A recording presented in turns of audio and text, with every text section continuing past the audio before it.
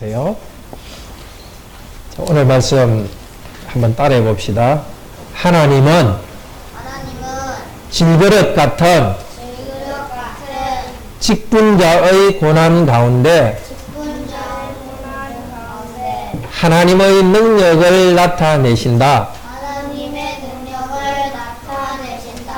질그릇 같은 직분자, 고난 가운데 하나님의 능력. 질그릇이 뭘까요? 오늘 읽었던 말씀에 나왔는데 질그릇. 토기그릇. 금이나 은그릇이 아니라 보배가 있는데 보배를 어디에 담아놨다고요? 토기로 된 흙으로 만든 거에 담아놓으니까 그 안에 보배가 있는지 잘 몰라요. 누가 그랬다고 그랬어요? 사도 바울이 그랬어요. 왜 그랬어요? 그렇지. 복음을 전하니까 안에 보배가 있죠. 예수님의 십자가 복음이 있는데 사도 바울은 고생을 너무 많이 했어요.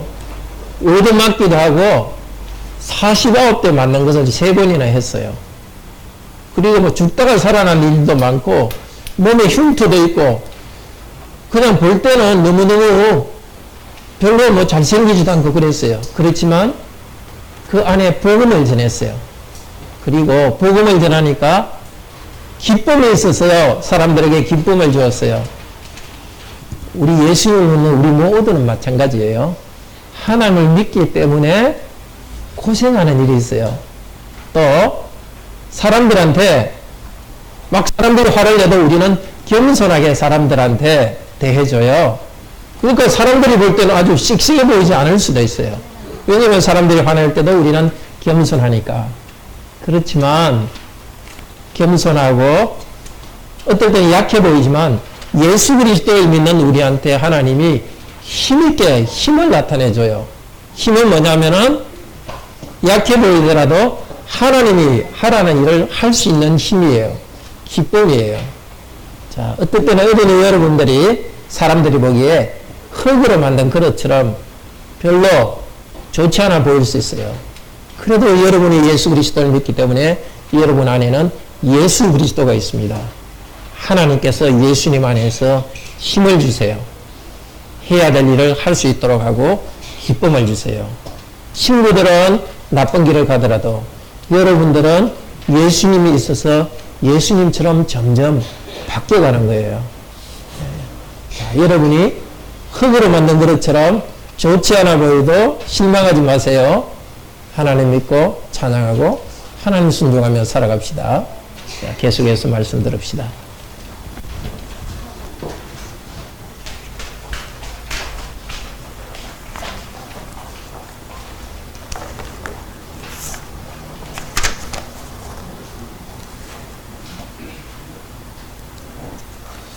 하나님께서 말씀을 주시도록 다 같이 기도합시다.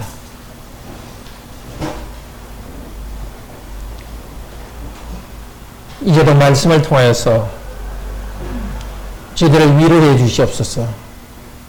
많은 어려움과 고난 가운데 우리도 살아가고 있습니다.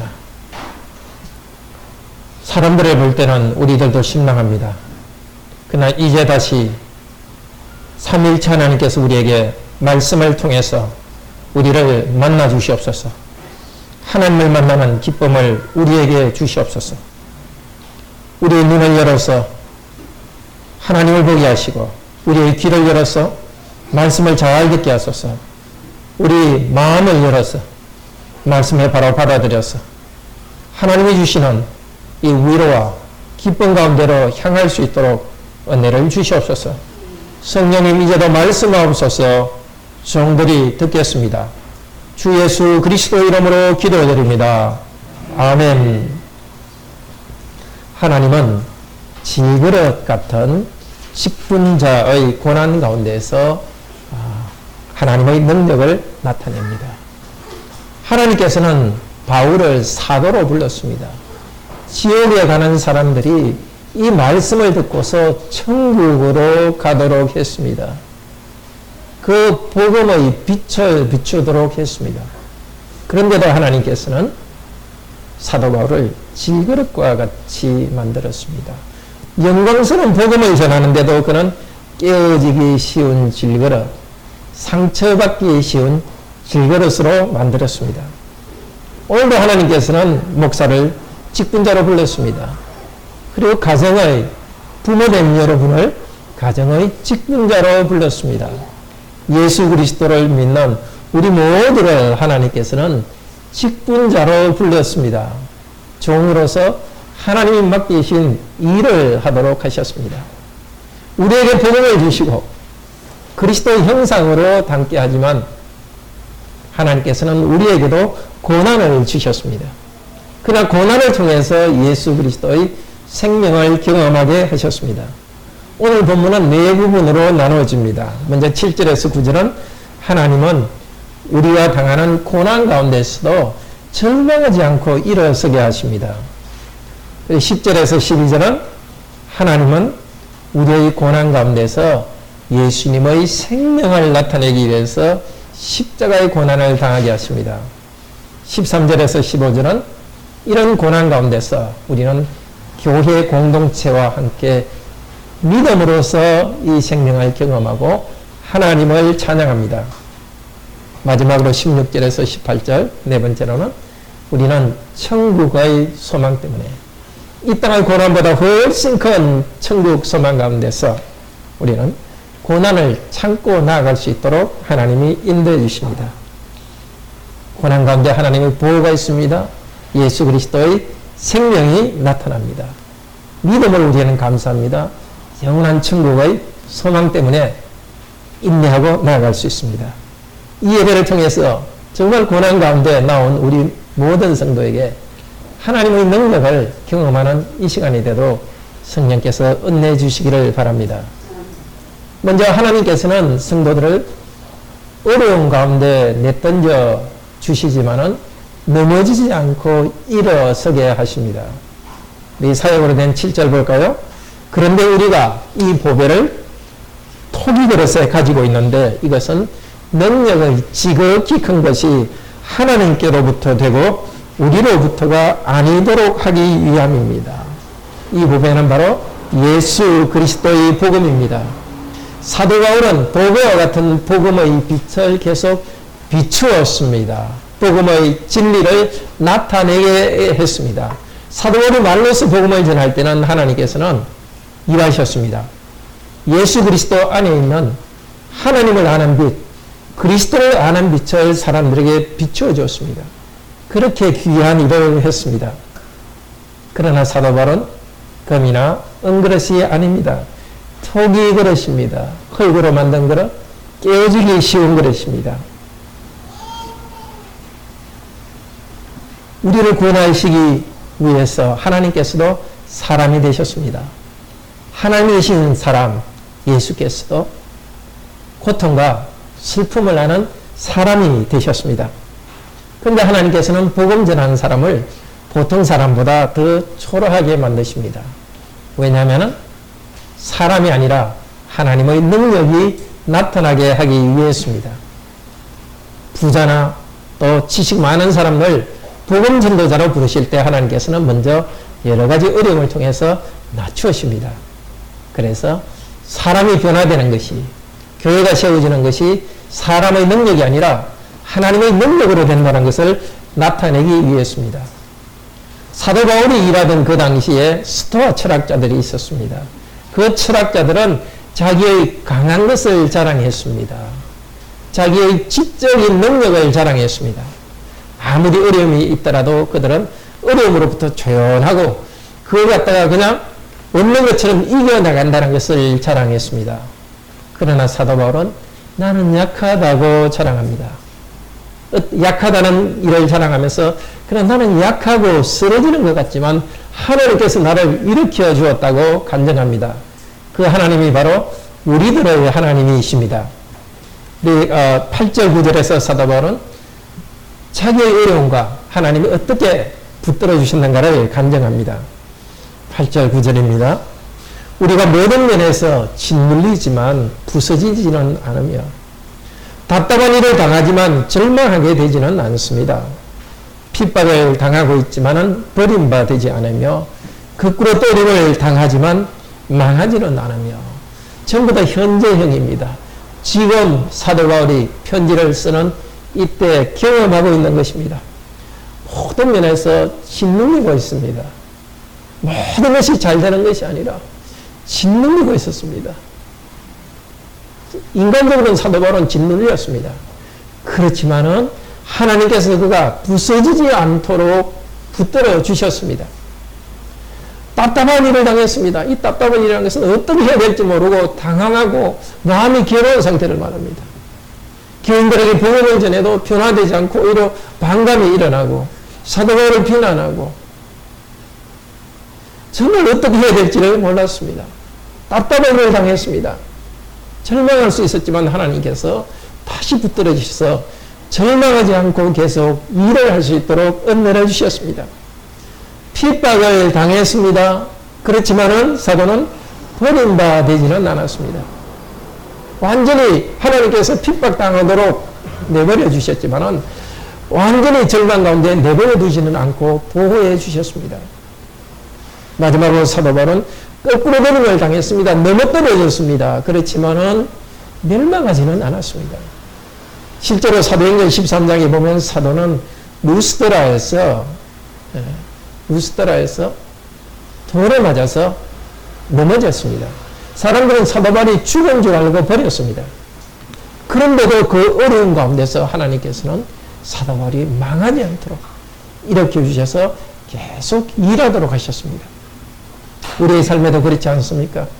우리 성도님도 경험하셨을 것입니다. 참으로 사도 바울처럼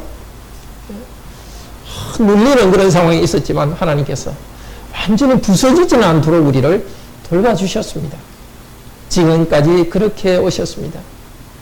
답답한 일을 당하고 어찌할 바를 모를 때가 있었지만은 그러나 하나님께서 우리에게 절망하지 않도록 우리를 붙들어 주셨습니다. 핍박과 외부로부터 어려움이 있었지만 하나님이 완전히 우리를 버리지는 않았습니다. 우리도 넘어졌습니다. 그렇지만 하나님께서 우리를 멸망당하도록 내버려 두지는 않았습니다. 하나님께서는 이 일을 계속 하실 것입니다. 지금 우리에게 절망과 짓눌림이 있습니까?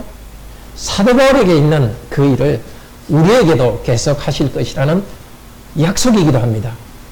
계속 그 자리에 머물러 계십시오.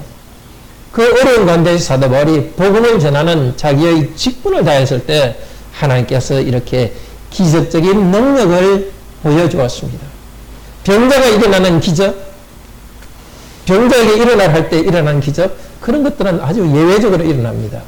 그렇지만 지금 하나님께서 어려운 가운데서도 직분을 다하고 있을 때 다시 우리를 일으키시는 그 기적의 능력은 계속 행하시고 있습니다. 결코 답답한 일을 당하더라도 하나님이 없는 것처럼 절망하지 마십시오. 믿음으로 계속 나가십시오. 여러분 모두에게, 저와 여러분 모두에게 하나님께서 넘어지지는 않도록 붙들어 주시고 고난을 주시지만은 절망하지는 않도록 계속 붙들어 주실 것입니다. 두 번째로 하나님은 우리의 삶에서 예수님의 생명을 나타내기 위해서 예수님의 고난을 당하게 하십니다. 하나님께서 우리를 어려운 가운데 넘어지지 않도록 붙들어 주는 것으로만 끝나지 않습니다. 오히려 예수님의 생명을 나타나도록, 생명을 경험하도록 하십니다. 10절에서 11절에서 하시는 말씀입니다. 우리 10절, 11절 같이 한번 읽읍시다. 우리가 항상 예수님의 죽인 것을 몸에 짊어지고 있는데 이것은 예수님의 생명도 우리 몸에 나타내어지게 하려 함입니다. 왜냐하면 항상 우리 살아있는 자들이 예수님을 위하여 죽음을 향해 넘겨지고 있는데 이것은 예수님의 생명도 우리 죽을 육체에 나타내어지게 하려 함입니다. 사도가 당하는 고난은 단순한 어려움이 아닙니다. 사도가 당하는 고난은 예수님의 죽인 것을 여기저기 짊어지고 다니는 것입니다.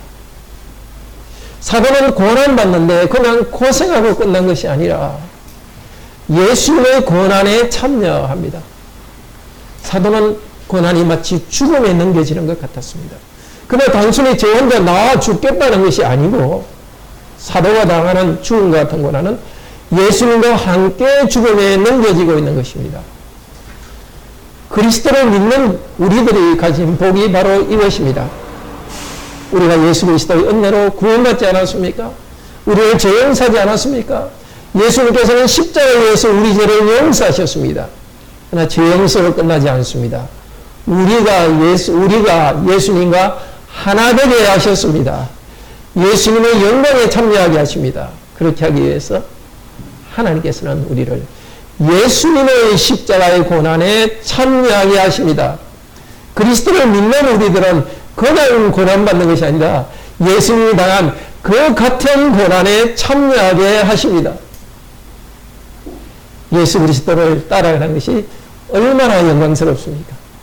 그냥 나 혼자 고난당하는 것이 아니라 그리스도를 믿음으로 그리스도와 함께 고난을 당합니다. 이 고난을 당하게 하신 이유는 무엇입니까? 그리스도의 생명이 우리 안에 나타나게 하려 함입니다.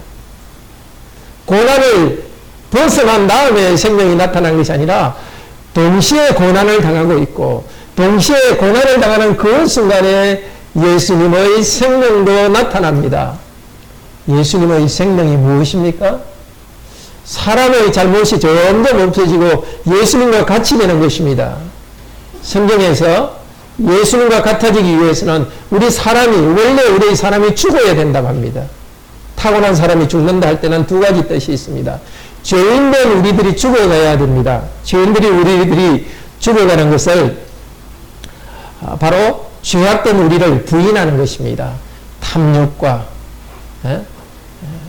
물욕과 명예욕 이런 것들이 일어날 때 예수님 앞에 회개하고서 이것을 부인하고 그런 죄악되고 탐욕된 우리 자신을 죽여가는 것입니다. 죄악된 우리를 죽여갈 때 우리는 예수 그리스도를 닮아서 거룩하게 되어갑니다. 또 예수님을 닮아서 우리가 죽는 또 하나는 바깥으로부터 오는 어려움 때문에 우리는 죽어갑니다. 내가 할 수 있다고 생각하는 그것들. 우리는 죄를 짓지 않더라도 항상 우리를 의지하는 것이 있습니다. 바깥에서 고난이 올 때 우리는 막막합니다. 어떻게 할 길이 없습니다. 사도 바울도 배워서 알았습니다. 고린도후서 1장에 뭐라 그랬습니까? 죽음과 같은 고난을 당하게 하신 이유는 자신을 의지하지 않고 하나님을 의지하게 하려 합니다. 하나님을 의지할 때 나 자신이 점점 없어지고 점점 예수 그리스도처럼 되어갑니다. 죄를 부인할 때 우리는 죄악된 우리를 죽일 때 우리는 그리스도처럼 거룩하게 됩니다. 고난 가운데 자기를 부인하고 그리스도를 의지할 때 우리는 그리스도의 능력에 참여합니다. 그 가운데 기쁨이 있습니다. 한편으로는 고난 가운데 죽는 듯한 어려움이 있지만 그리스도의 고난에 참여하기 때문에 내가 점점 거룩하게 되어가는 기쁨이 있습니다. 그리고 어려운 가운데 내가 이 일을 감당하지 못할 것 같지만은 그 일을 행할 수 있도록 그리스도께서 힘을 주셔서 능력을 주시기 때문에 그 가운데 기쁨이 있습니다. 하나님께서는 우리 모두가 사도 바울처럼 되기를 원합니다. 사도 바울이 예수 그리스도처럼 된 것처럼 우리도 그렇게 만들어 가십니다. 그리스도의 영광에 참여하기 위해 그리스도의 인격에 참여하도록 하기 위해서 그리스도의 능력에 참여하도록 하기 위해서 우리에게 고난을 주십니다. 그것은 참으로 신비입니다. 그리스도께서도 고난을 통해서 하나님께 순종하는 것을 배웠습니다. 히브리서 5장 8절은 이렇게 말합니다.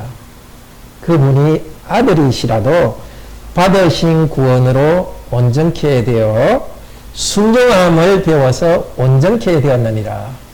그렇기 때문에 자기를 순종하는 자에게 영원한 구원의 근간이 되셨다고 합니다. 죄가 없으신 아들 예수 그리스도도 고난을 받으시고 고난을 통해서 순종함을 배웠습니다.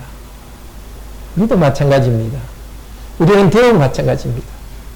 우리가 우리의 죄 때문이 아니라 하나님께 순종하도록 하기 위해서 하나님께서는 고난을 주시고 고난 가운데 순종하게 하십니다. 예수 그리스도께서 가신 길입니다. 그리스도를 따라서 고난의 길을 갈 때에 고난 가운데서 순종하게 되고 순종하는 가운데 우리가 하나님의 모습으로 점점 변화되어 갑니다. 그런데 12절은 뭐랍니까? 따라서 죽음은 우리 안에서 일하고 있고 생명은 여러분 안에. 사도들의 고난 가운데 그리스도의 생명을 받았었고 그리스도의 능력을 체험했을 때 그 생명이 다른 사람에게 흘러갔습니다. 고린도 후서 1장 4절 5절에서는 말합니다. 사도에게는 고난이 많이 넘쳤습니다. 그리스도를 통한 고난이 넘쳤지만 그리스도 안에서 위로가 넘쳤습니다. 고난 가운데서 하나님께서 견딜 수 있는 힘과 위로를 주셨습니다. 하나님의 위로를 주셨기 때문에 그 받은 위로를 가지고 다른 성도를 위로할 수 있었습니다. 고난 가운데 우리에게 위로를 주시고 그리스도의 십자가 가운데 우리에게 새 생명을 체험하게 하십니다. 그리고 나아가서 우리들을 사용하십니다. 정말 우리 성도님이 지금 어려움과 고난 가운데 있습니까? 하나님께서는 위로해 주실 것입니다. 그리스도의 생명을 주실 것입니다. 그렇게 어려움을 체험했기 때문에 여러분을 사용하실 것입니다. 같은 어려움을 당하는 성도들, 그들에게 말할 수 있을 것입니다. 사도 바울처럼 간증할 수 있을 것입니다. 나의 어려움 가운데 하나님께서 위로해 주셨습니다. 같은 고난을 당한 사람에 의하여 위로가 됩니다. 아주 모든 일이 세상적으로 잘 되어간 사람은 사람들을 위로해 주기 힘듭니다. 그럼 우리 성도님들이 지금 고난과 어려움 가운데 있다면 예수 그리스도께서 하신 일에 여러분도 같이 할 것입니다. 그리스도도 고난 가운데 순종함을 배워서 하나님을 닮아갔듯이 여러분들도 고난 가운데 순종함을 배울 것이고 그리스도도 그렇게 하심으로써 다른 사람들에게 구원의 근원이 되었습니다. 하나님께서 고난받는 여러분을 통해서 구원의 은혜와 구원의 기쁨을 전달하는 도구로 사용하실 것입니다. 그러면 이 고난 가운데 어떻게 그리스도의 생명을 체험할 수 있을까요? 13절에서 15절은 말합니다. 하나님은 교회 공동체가 미래에도 고난 가운데서 그리스도와 함께 살리실 것을 믿으면서 감사하게 하십니다. 13절입니다. 그런데 우리는 나는 믿었다. 따라서 말했다고 기록된 것처럼 같은 믿음의 영을 가지고 있으므로 우리도 믿고 있고 또한 말하고 있습니다. 믿음 때문에 하나님께 주시는 이 생명의 은혜에 참여할 수 있습니다. 자, 사도 바울이 지금 인용하는 것, 나는 믿었다, 따라서 말했다고 기록된 것처럼 시편 116편입니다. 우리 시편 116편 3절을 보겠습니다. 네, 구약 성경으로 887페이지입니다. 구약 성도는 이 사도 바울보다 먼저 고난을 당했고 고난 가운데 부르짖었고 하나님의 위로가 있었습니다. 시편 116편 3절에서 5절 우리 같이 읽읍시다. 사망의 줄이 나를 두르고 음부의 고통이 내게 미침으로 내가 환난과 슬픔을 만났을 때에 내가 여호와의 이름으로 기도하기를 여호와여 주께 구하노니 내 영혼을 건지소서 하였도다. 여호와는 의로우시며 우리 하나님은 자비하시도다. 그리고 6절에서 나를 구원하셨도다 하고 간증합니다. 구약 성도 사도 바울은 자기가 고난과 어려움을 당했고 그 가운데 하나님께서 생명기능을 경험했는데 가만히 보니까 자기만 처음 경험한 것이 아닙니다. 구약의 성도도 똑같은 것을 경험했습니다. 죽음의 줄이 나를 누르고 죽음이 나를 짓누르는 고통 가운데 그 어려움을 겪었습니다. 어떤 고통인지 모르겠습니다. 질병일 수도 있고 되게 큰 고통은 다른 사람이 비난하고 다른 사람이 오해해서 말로서 고통을 주는 그런 것들로 큰 고통을 당했습니다. 그 고통 가운데 답답해서 어떻게 했습니까? 하나님께 부르짖었습니다. 가만히 있지 않고 하나님께 부르짖었으니까 하나님은 어떻게 했다고요? 그 고난 가운데 구원해 주셨습니다. 하나님은 은혜롭고 의로우신 분입니다. 그래서 10절에서 말하고 있습니다. 오늘 10절에서 말하는 것을 사도 바울이 인용하고 있습니다. 시편 116편 10절을 읽어봅시다. 내가 믿는 거로 말하리라. 내가 큰 고난을 당하였도다. 이제 그는 말합니다. 내가 큰 고난을 당했지만 하나님이 구원해 주셨기 때문에 나는 믿음 가운데 다시 말한다고 합니다. 하나님께 하신 일을 말합니다. 17절에서는 이렇게 말합니다. 내가 주께 감사제를 드리고 여호와의 이름을 부르리라. 여호와 이름을 어디서 부릅니까? 감사제를 어디에서 드립니까? 성도들이 함께 있는 성전에서 감사제를 드리고 여호와의 이름을 부릅니다. 고난 가운데 하나님께서 구원해 주셨기 때문에 그 구원하신 은혜를 자기만 가두어 있지 않고 교회와 함께 또 구약성전에서 감사제사를 드리면서 제사만 드리는 게 아니라 사람들 앞에서 하나님을 찬양합니다.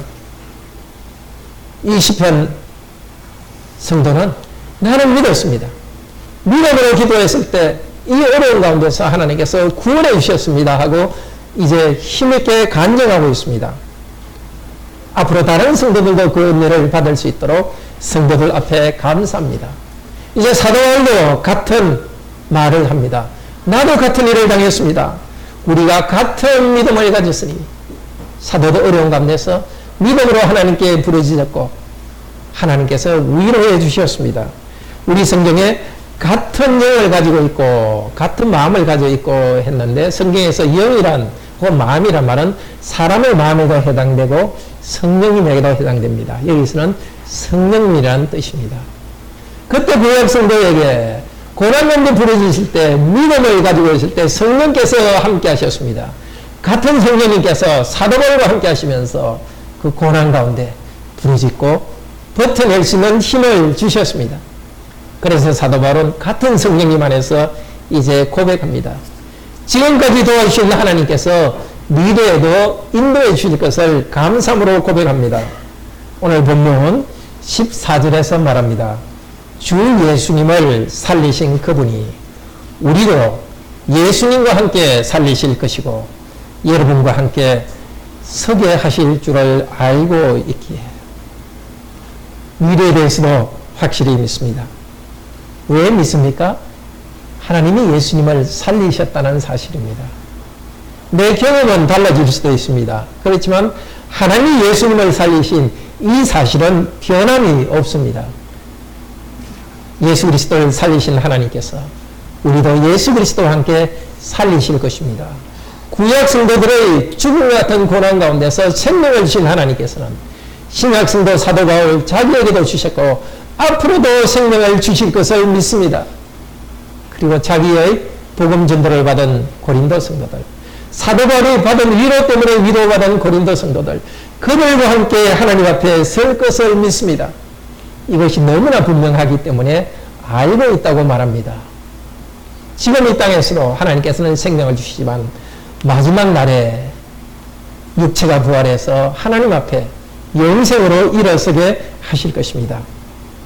그리스도의 생명을 전달하는 성도, 복음 전하는 성도와 복음을 받은 모든 성도, 순종하는 모든 성도는 일어설 것이기 때문입니다. 그런데 하나님께서 이렇게 위로하는 것의 더 큰 목적이 있습니다. 15절입니다. 왜냐하면 모든 것을 여러분을 위해서 하는데 이것은 은혜가 많은 사람을 통하여 넘쳐서 감사를 풍성하게 하고 하나님의 영광이 되게 하기 위함입니다.